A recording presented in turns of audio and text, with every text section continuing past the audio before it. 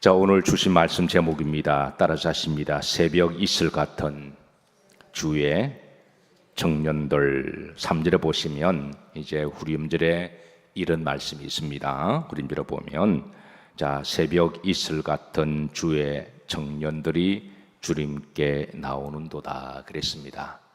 자, 새벽 이슬 같은 이 청년들이 누구를 의미하는 것일까요?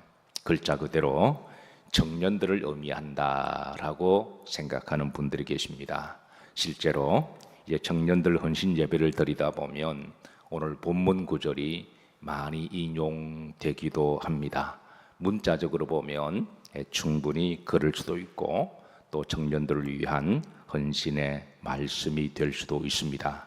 그런데 문맥을 잘 보시면 이거는 단지 이제 청년들에게만 주시는 말씀이 아니라 오늘 본문에 제가 가로를 넣었듯이 바로 성도들, 모든 성도들에게 주시는 말씀이기도 합니다. 그래서 우리가 성경을 볼 때에 항상 단어 한 단어의 의미도 중요하지만 항상 문맥을 이렇게 바라보는 것도 중요한데요.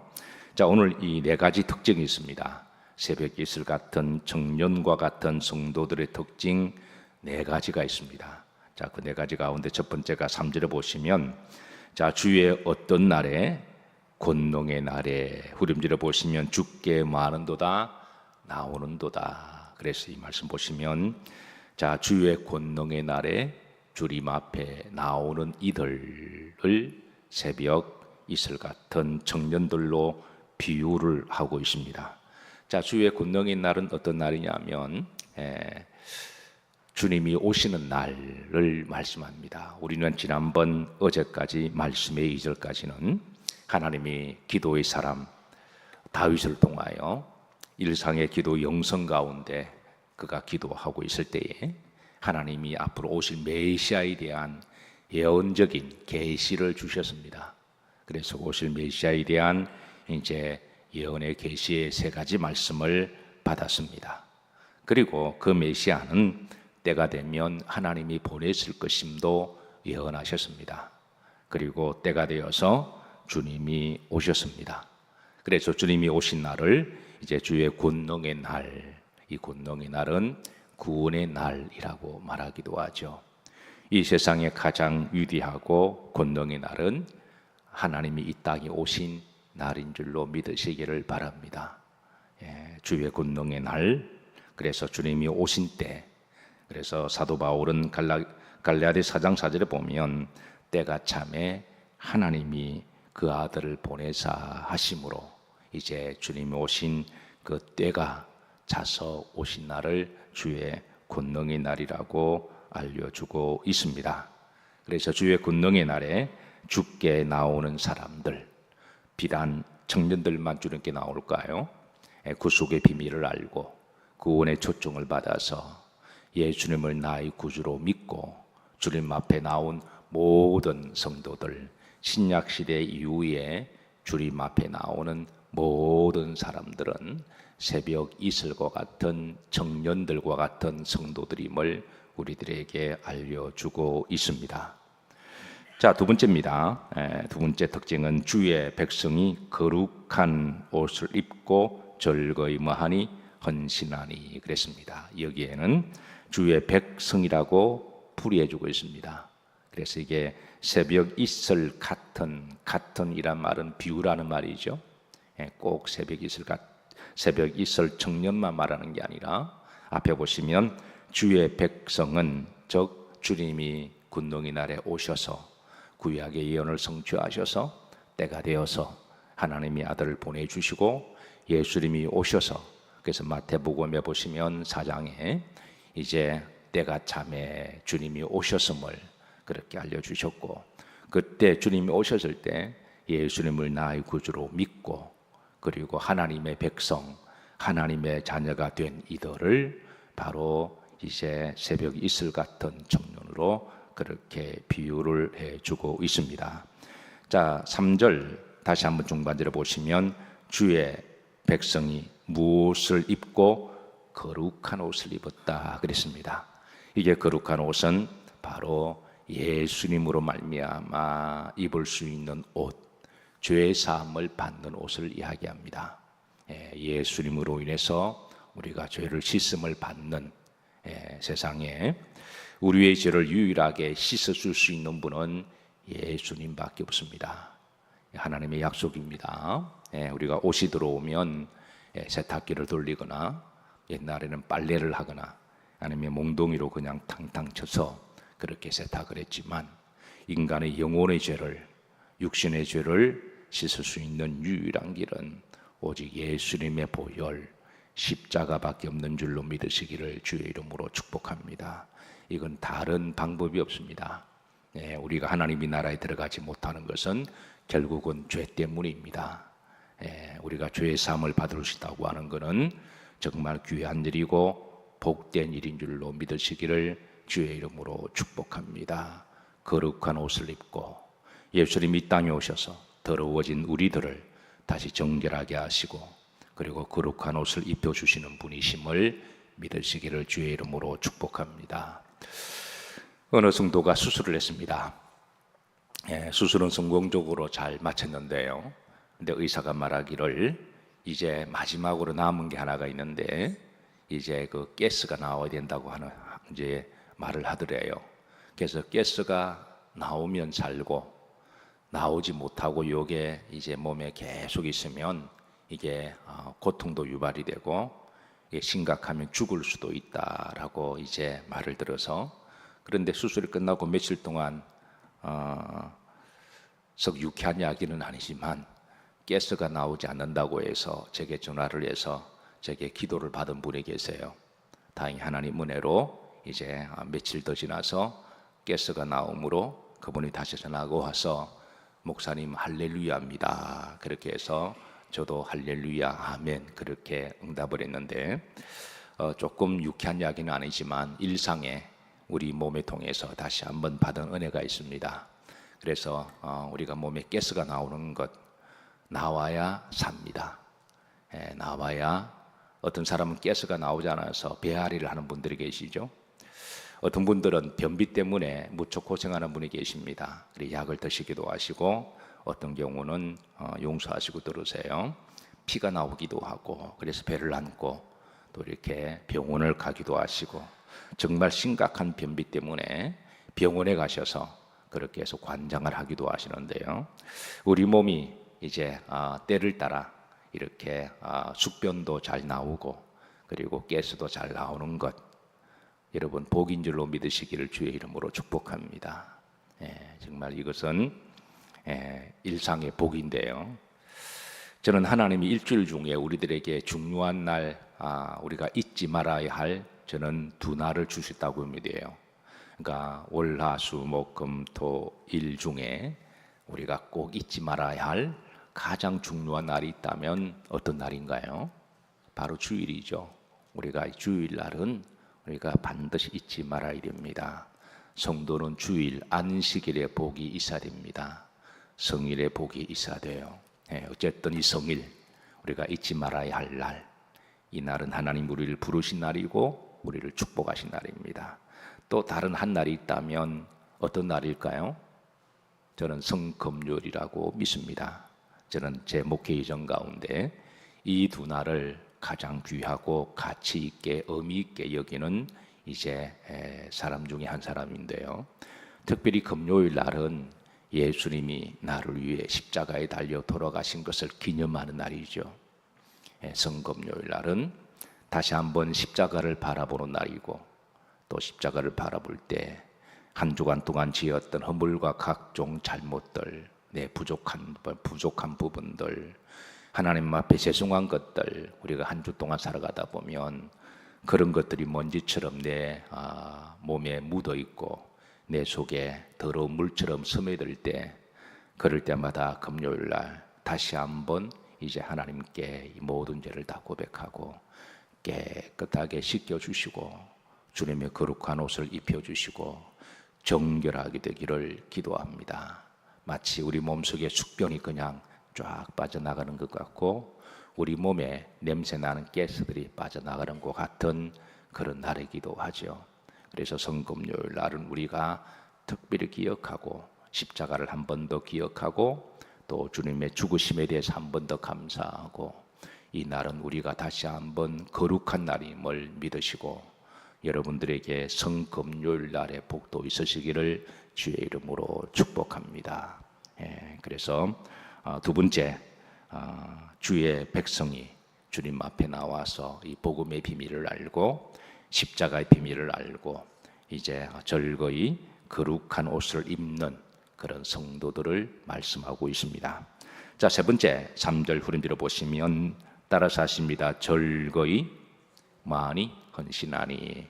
이 복음의 비밀을 알면 우리가 또 영생의 소망을 알고 하나님을 알면 우리가 하나님께 헌신할 수밖에 없어요.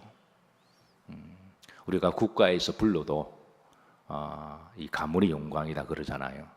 대기업에 취직해도 그게 그냥 막 자랑하기도 하고 막 그러잖아요. 여러분들의 자녀들이 우리나라 대기업에 입사를 하게 되면 오늘 내가 한턱 쏜다. 뭐 한턱 분이겠습니까? 만나는 사람마다 자랑하고 싶은 것이 부모의 마음이고 또 국가에 아주 이제 고위 공직으로 그렇게 부름을 받으면 또 가문의 자랑이다, 집안의 영광이다 그렇게 말을 하죠.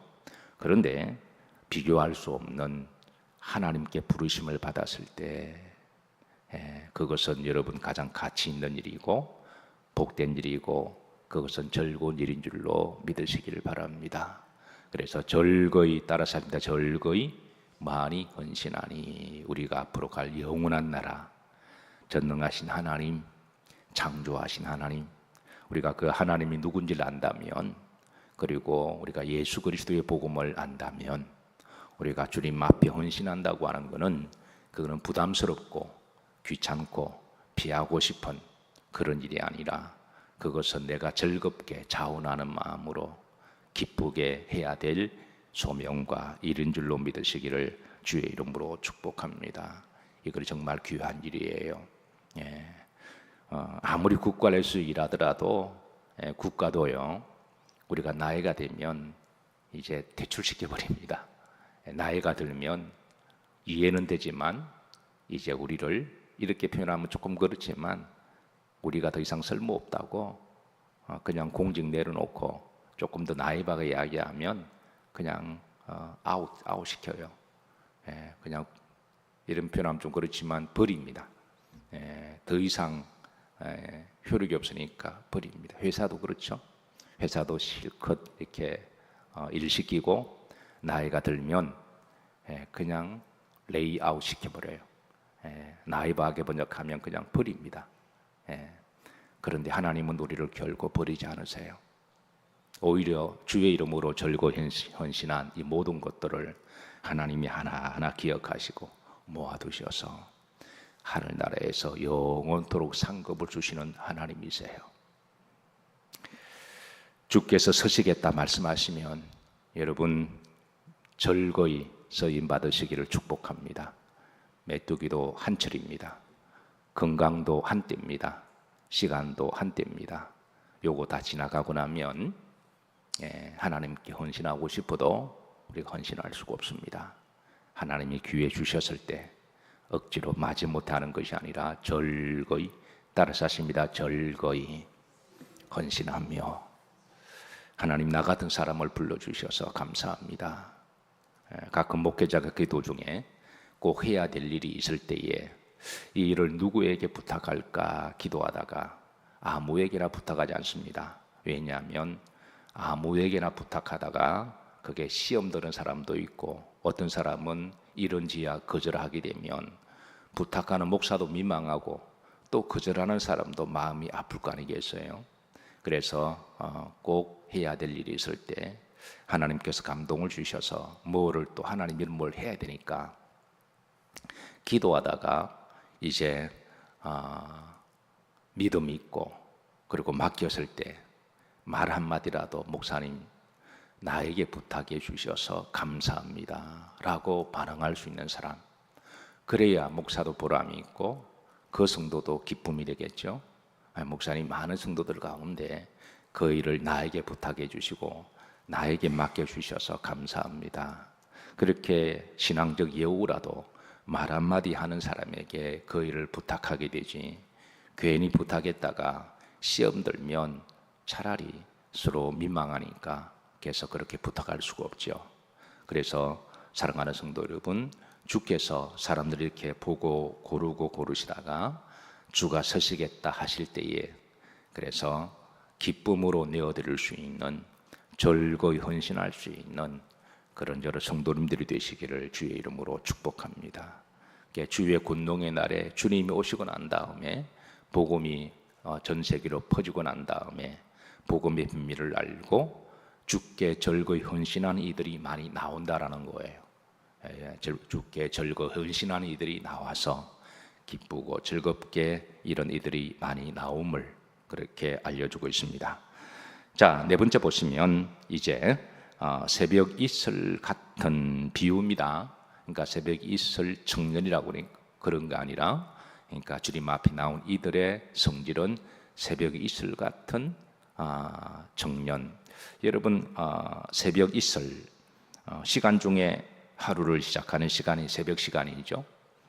한날을 시작하는 첫 시간이 우리는 새벽 시간. 그래서 새벽 기도, 새벽 예배가 하나님의 보실 때 더 귀하게 보시는 것이죠. 그리고 물 중에 가장 깨끗한 물을 이슬이라고 그랬습니다. 허준의 동의 보감에 의하면은 허준은 새벽에 한 방울 한 방울 맺히는 그 이슬이, 그건 약물이라고 그렇게 이제 기록하기도 하죠. 영롱하고 맑고 깨끗한 물, 그게 새벽 이슬이 주는 영적 함의가 있습니다. 세상에 물들이 많이 있지만 이 새벽에 한 방울 한 방울, 한 땀 한 땀, 한 걸음 한 걸음, 그렇게 모아진 그 기도의 물, 눈물의 물, 그리고 헌신의 물은 하나님이 귀하게 거룩하게 보십니다. 이런 물들은 이제 바닷물과도 다르고요, 흘러가는 그런 강물과도 다른 물입니다. 자, 그러고 나서 여기에 보면 청년들이 나오죠. 우리가 청년들이라 그러면 우리가 힘 있는 걸 이야기합니다. 팔팔하고 힘 있고 왕성하고 적극적이고 그리고 긍정적인, 우리가 이걸 이제 청년 때를 우리가 비유하는 것이죠. 그러니까 이제 이 말은 이제 새벽과 같이, 그리고 이슬과 같이, 청년과 같이 그런 믿음을 가지고 주님이 오셨을 때 주님이 오신 그 복음의 비밀을 영접하고 알고, 그리고 예수님의 보혈로 우리가 죄 사함을 날마다 정결하게 깨끗하게 씻어 주께서 우리들을 부르실 때에 우리가 즐겁게 기쁘게 우리가 살아가는 동안에 그리스도의 정결한 신부로서 사명 잘 감당하는 그런 성도들은 주님이 보실 때 정말 새벽에 한날을 시작할 때 첫 시간을 하나님께 드렸던 자신의 모든 걸 하나님께 드리고, 그리고 이슬처럼 순결하고 정결하고 맑은 영성과 삶을 가지고, 그리고 청년처럼 왕성하게 힘있게 감사하며 주님이 부르시는 그날까지 힘있게 믿음 생활 잘하는 이런 이들을 바로 두고 하는 말씀입니다. 그래서 여러분, 이런 성도가 얼마나 복이 있을까요? 저는 새벽 이슬 같은 주의 청년들과 같은 주의 성도들이 되시기를, 매 시대마다 이런 성도들이 교회들마다 많이 나오고 또 믿음 여정 가운데 많이 나와서 하나님께 영광 올려드리는 복된 성도들이 되시기를 주의 이름으로 축복합니다.